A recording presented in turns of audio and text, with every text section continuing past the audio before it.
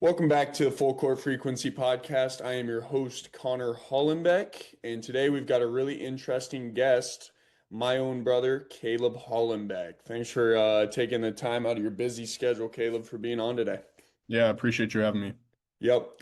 Caleb's journey is a different one than most, very similar to mine. He started at St. Thomas More in Rapid City, South Dakota, coached by my father as well. And then he went the JUCO route and went to Gillette Community College, then made the jump to Division One at Marshall University. Now he's in the transfer portal, navigating the next step of his career. Caleb scored over 1,000 points in high school, earned first team All State and first team All Tournament team. He is actually, I'm not sure if you know this, but 10 points away from scoring 1,000 points collegiately. And this episode is going to be all about his development, the JUCO path, what it takes to reach D1, and what the portal is really like from a player's perspective. Like I said before, Caleb, thanks for coming on. I do want to just open up here with just early career stuff. Obviously, we had a very similar path playing for our father and then going junior college. In high school or whenever, when did you realize you could play at the next level collegiately? Yeah, I think it was probably my sophomore year of high school. It was I was going into a team where after year of high school, lost a lot of guys. There was a lot of opportunities open. So going into my sophomore year, just going through that season, our father, he did not give us anything easy, so I had to earn that. And then halfway through the season, I started starting, and just from there, I really started excelling with my craft. Started averaging a good amount of points my sophomore year. Coaches started reaching out to me, knowing what I wanted to, or figuring out what I wanted to do for future plans, and obviously, really wanted to play at the collegiate level. Yeah, no, I agree. I feel like your sophomore year, it kind of forced you to take on a leadership role at a young age than most kids are expected to lead in high school. And you also kind of had to carry the team with the scoring stuff and having to guard the typically the best player. Like I think that was a huge part of why you're successful at the collegiate level. And I have to agree, when I was talking to you at that age, we were kind of discussing playing at the college level, and I feel like that was the first year we kind of decided like, yeah, you can do some special things at the next level. And that kind of leads me into my next question, which is always interesting to hear. In your opinion, what led you to go the JUCO route instead of going straight D2, NAI, or D1? Yeah, I mean, out of high school, I was definitely overlooked, and I mean, it's reasonable. I was probably 160 pounds, 6'3", coming out of high school. Like a lot of coaches would overlook that. But with my options coming out of high school, I probably had four NAI offers. Didn't really interest me as much as a full ride to a well-known, well-respected JUCO. And I mean, once I put that into perspective, if I go play here 2 years, I have a chance to follow my dream of playing Division I basketball, and I just ran with it, and I knew those 2 years I'm gonna have to put everything into it, day and night. I'm gonna have to stay up, go to the gym, get shots up, wake up early in the morning, get workouts in with my coaches. So I mean, just knowing that route was gonna be the best way to live out my dream of playing Division I basketball. For sure. And, I think if I had to give advice to any high schoolers that necessarily don't feel comfortable with the offers they have or have offers that they're not really interested in, kind of like me and you had, we were both very under recruited coming out of high school, kind of late bloomers, we grew late.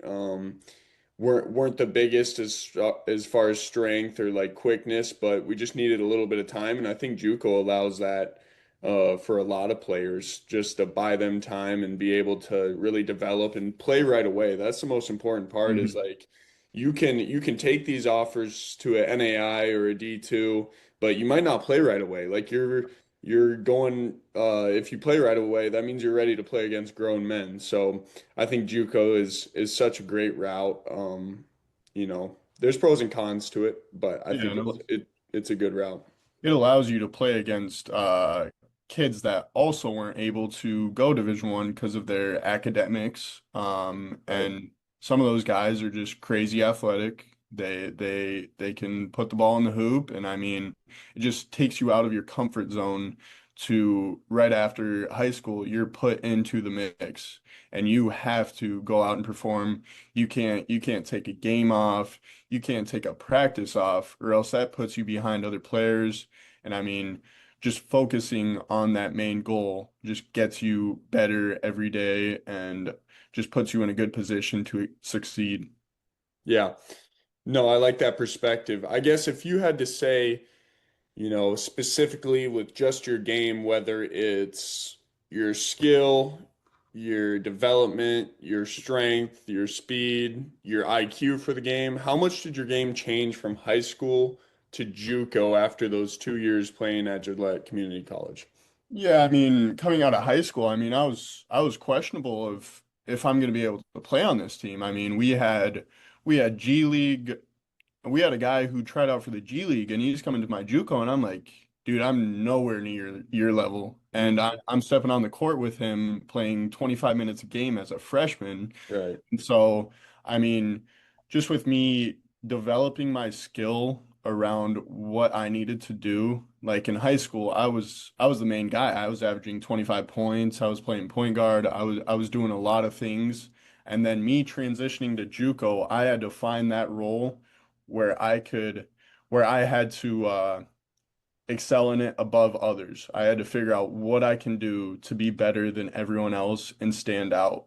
So I feel like me going into JUCO, I knew I wasn't going to be the facilitator, the oh, get your own bucket, that type of dude. It was more, hey, I know how to shoot the ball. Right. So I can do that. So why don't I just excel at that and let my teammates help me do that?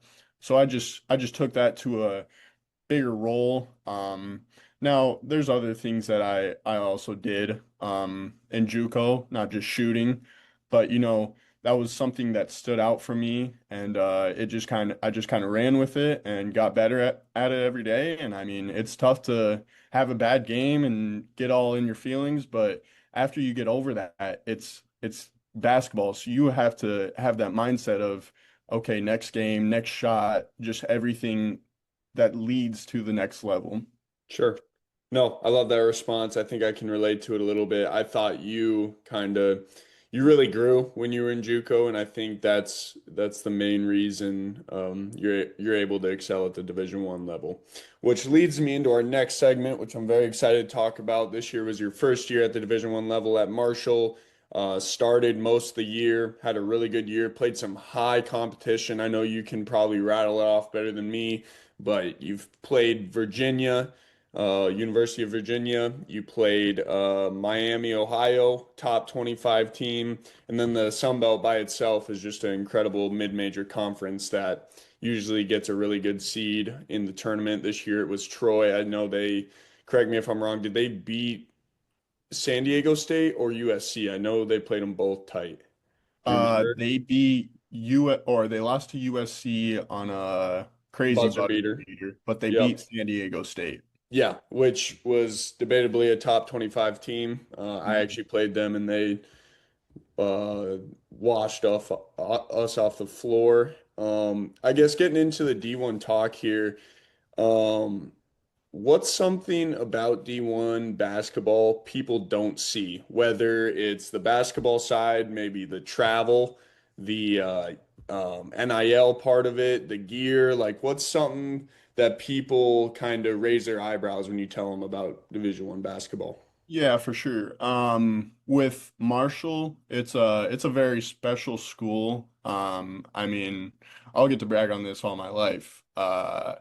I figured out we take a private jet to every away game, unless it's 5 hours and below, which I mean, you don't Yeah. really need a plane to get there. But we're taking private jets down to Florida for our Sun Belt tournament. We're going to Arkansas, private jet, Alabama, private jet. So that was something that blew my mind because we're the only ones in our conference that gets to do that. And that just kind of blew me away. And the whole process of driving up on the tarmac, they just check my ID and I hop on the plane, no going through security and all that. So that was something different. And then also my first day getting here, walking into the locker room, I got gear on my locker and I'm like, man, I got maybe three t-shirts from Yeah. Gillette, some Uh, travel gear. But no, we probably got three Nike tags, bunch of probably 30 t-shirts, a bunch of shorts. I mean, we definitely were blessed with this. And I mean the basketball side, the facilities are crazy nice. We have the nicest weight room in the Sun Belt. Um, and then the practice facility, that was a really good place. And then obviously, Marshall, their community is outstanding. We led the conference in attendance. We sold out twice. So I mean, it's just crazy seeing those fans walking in there and you're like, man, we got to go perform for these guys. mhm. Yeah, that just goes to show you, because, this podcast is about like NIL recruiting and like resources, like that just goes to show you that there's levels to Division One that a lot of casuals or people that really aren't in tune with it don't realize. Like, if you really think about it, okay, I play at Idaho State, you play at Marshall, we're both considered mid-major, but the resources are significantly different. Like, some people don't realize, okay, Marshall's flying private to every game. A lot of teams in the Big Sky, or I should say all of them except for one, Sacramento State, because they have a lot of, resourceful people over there like Mike Bibby and Shaquille O'Neal. But besides that, everyone else is flying commercial. Not everyone else is getting loaded with gear. Not everyone else is getting a ton of NIL money. And that's kind of the wild, wild west of college basketball right now, is it's really just a resource battle. And it's cool to hear your perspective on, how well they treated you at Marshall. That had to be such a cool experience. For sure. Yeah. And then kind of like what we talked about with high school to JUCO, your development. Tell me, what was the biggest adjustment you had going from JUCO to Division One? Yeah, I mean, I would just say finding that fit. I mean, there's guys that are touching the top of the backboards, like, and I can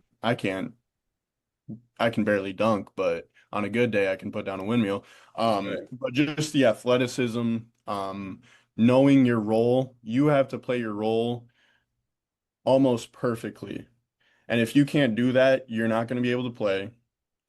If you can't play defense, you're not going to be on the court. Um, and you have to do what the coach is telling you to do. And if you can't do that, you're not going to play. And then that just kind of ties into just knowing the system, know what you need to do. Don't get down on yourself, whether it's a tough time and you think everything's against you, and knowing what you can do and then going out there and doing it is probably the best advice I could give. And then just getting better every day. Don't take no days off. Don't take no reps off. Every rep matters. Treat it like a game, because when it comes to the game, you better be ready for it. And if not, you're going to be sitting on the pine. Yeah. No, I like that. To put it in like a smaller phrase, like you basically like the margin for error just gets a little bit smaller, at Mm, each level that you climb up. And I kind of experienced that. You went JUCO straight to D1. I was able to go D2 because I wasn't good enough out of JUCO. So I really got to experience each level, the margin for error as far as listening to your coach and like not making mistakes just gets smaller and smaller and smaller. And, that's why only a certain amount of players get to play at that level, at Division One. It's because they are able to not make those mistakes and be able to fill the role they need to. yeah. And also adding to that, like something that I noticed in JUCO, you're out there. I mean, I probably played averaged 30 some minutes a Hmm. game. I mean, that's rare at the D1 level just Very. because of how hard you have to play. Yep. And you cannot take a 50% defensive stance. It's not Right. going to happen. You're blown by, you're backdoored. You just have to be ready for that. You almost have to telepath everything that's going to happen. Yeah. Especially as a guard too. Yeah. Yeah. Because being a guard, like the reality of it is there's just not as many tall people in the Mhm. country or even in the world as there is like a guard height, which you're at, where it's 6'3" or 6'2" or 6'1". That size is a dime a dozen. Like you Yeah. have to be so much different from the person across from you if you want to play at that level. And that's something I think you did really well, being able to adapt to that and just understand that, hey, that you can't take a single play off because guess what? We got six other guys on the bench that can do what you can do.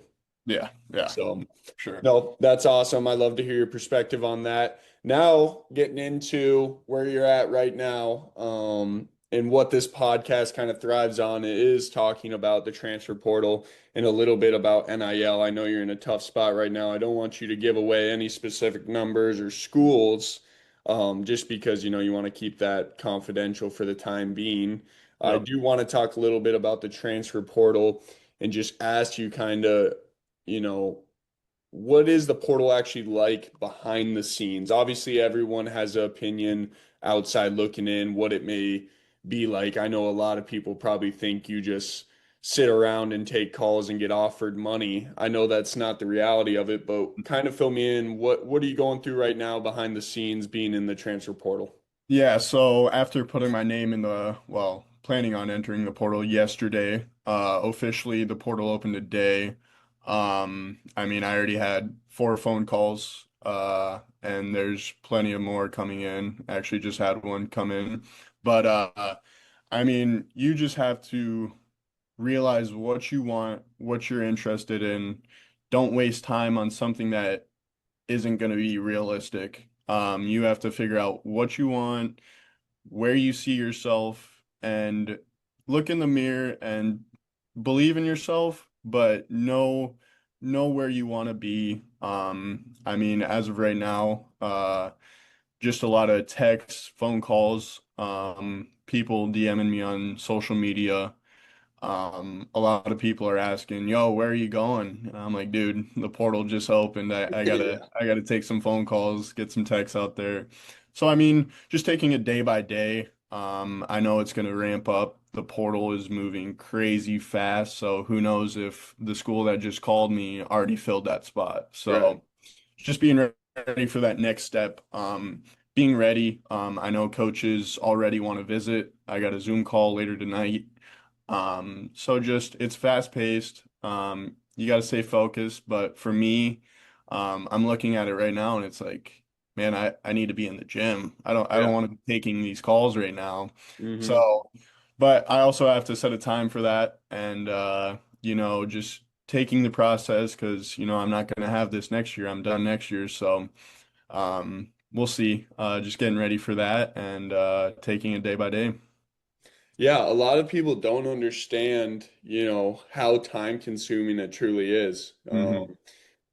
Coaches have to do their job too, and they're constantly contacting you, texting you, trying to get the upper hand on their competition. And that really does, like you said, like for me at least, when I was in the portal getting ready to go Division 1, like I barely got to leave my apartment. Like I know I almost got out of shape. Like I almost took 3 straight days of taking calls and texts, and a lot of people don't understand how time consuming that is. And I guess leading into my next question, a lot of people do think the transfer portal is all sunshine and rainbows, like, oh, you're just talking to coaches and getting all these offers.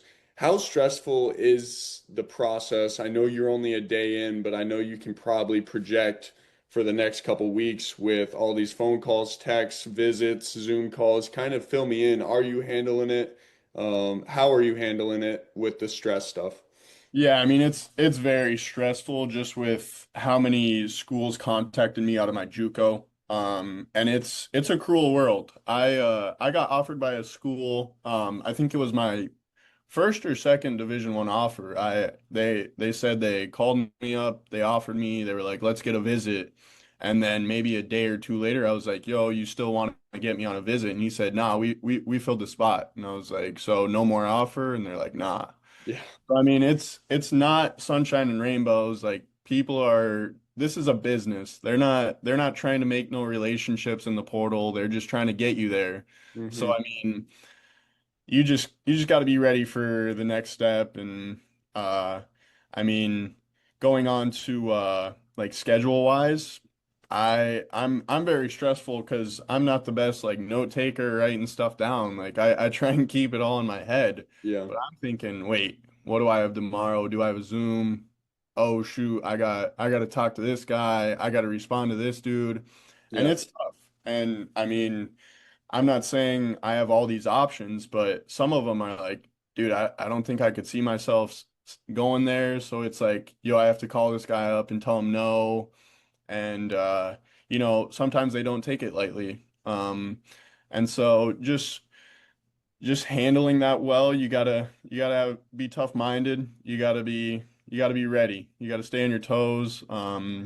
But just look for just be ready to find your spot. Have confidence that you're going to be put in a good position. And you can't believe everything a coach tells you.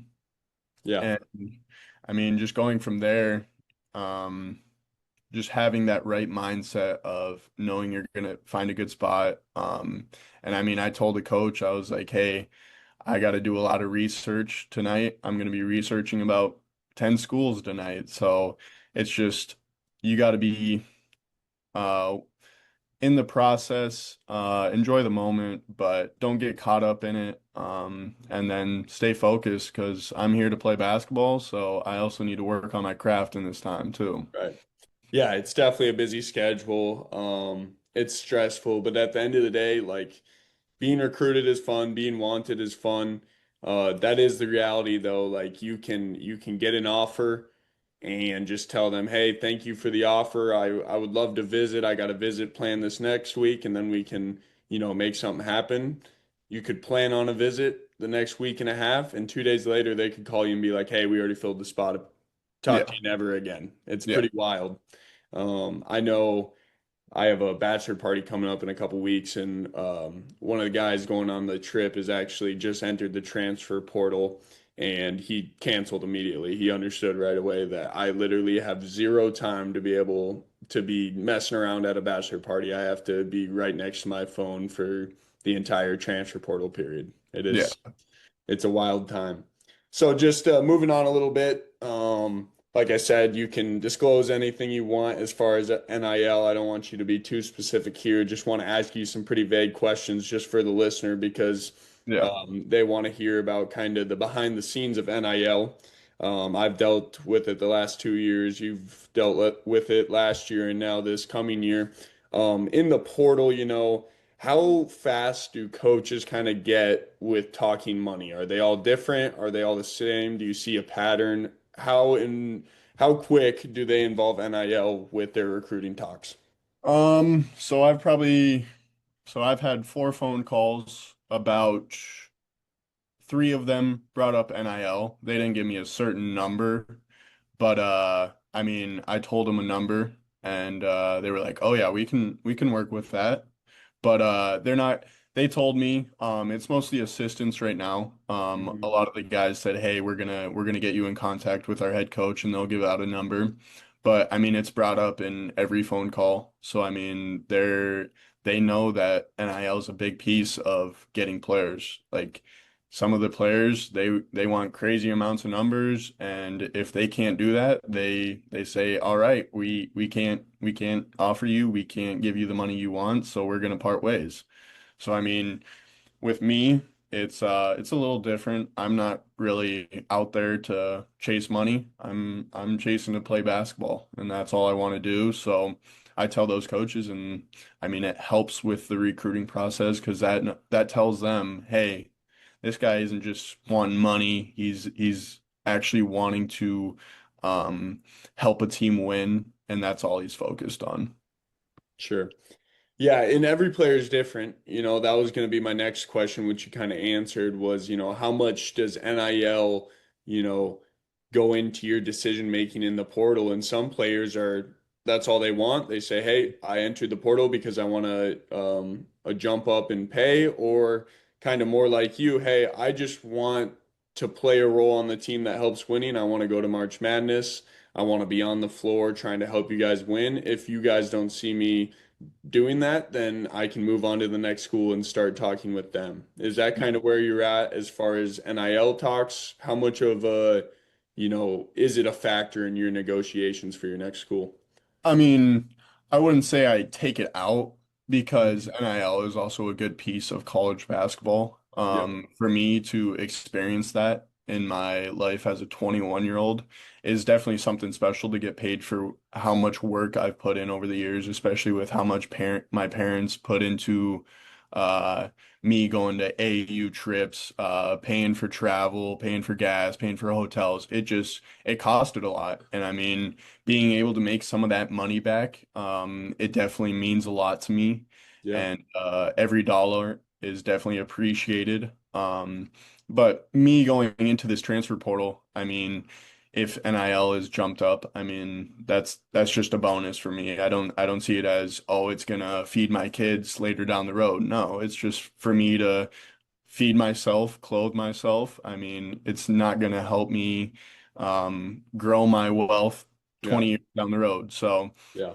um, just plays a little role for me, but for other people, it's big for them just because I came from a family who did pay for a lot of stuff and they were financially stable. So, Yeah. For sure. All right, getting into our last two segments here, one being start, bench, cut. You already know the deal with this. I'm going to give you three options: bench one, start one, and cut one. This is all based on your experience. Okay.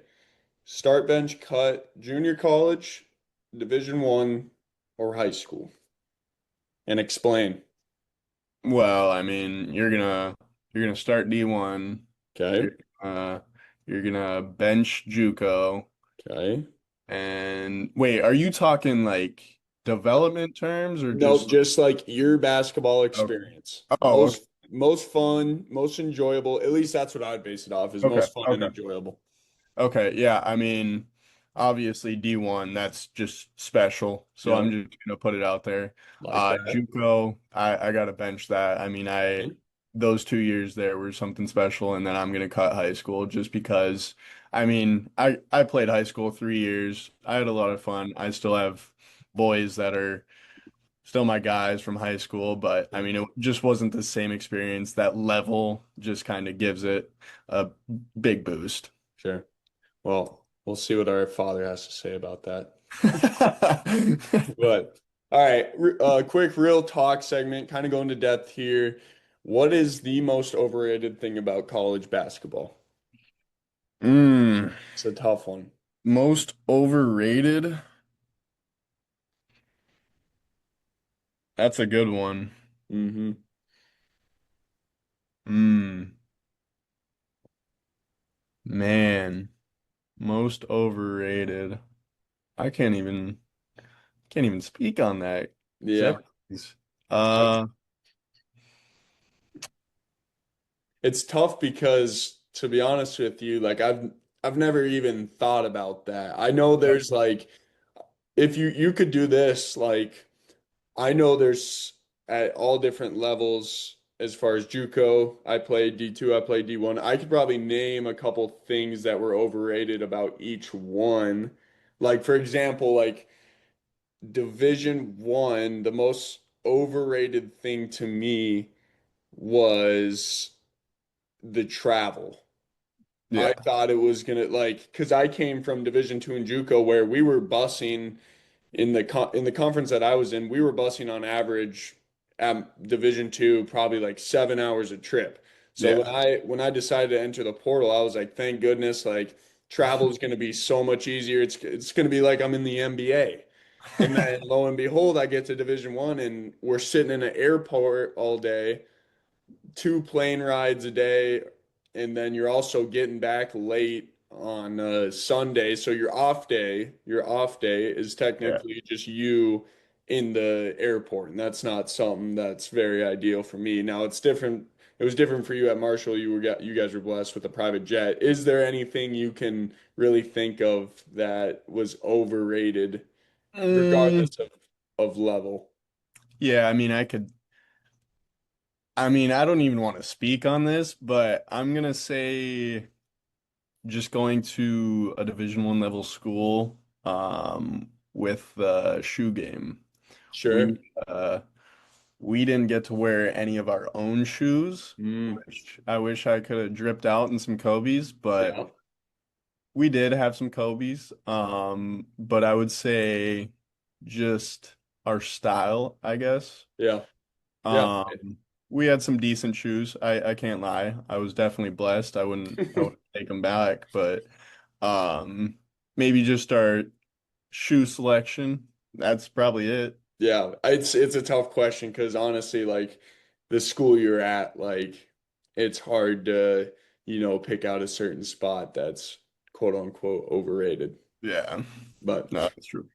Caleb, I appreciate you coming on and sharing your story. Your path is something a lot of players need to hear because not everyone goes straight to D1 like you did. And great example, I went Division 2 and then D1, and your journey shows that there's more than one way to get there. We're definitely going to be keeping up with your progress. I'm excited to see where you land out of the transfer portal. I know you got a busy schedule, so we got to get you back to checking your phone and texting coaches back. But super excited to watch you progress. Super proud, brother. Glad I got to, watch you throughout your years. I am excited now that I'm graduated. I can take this next year just to watch every single one of your games because the last couple years, we played at like the same time on ESPN Plus, so it was tough to really catch them all and even be there in person. So super, super appreciative of you coming on and best of luck.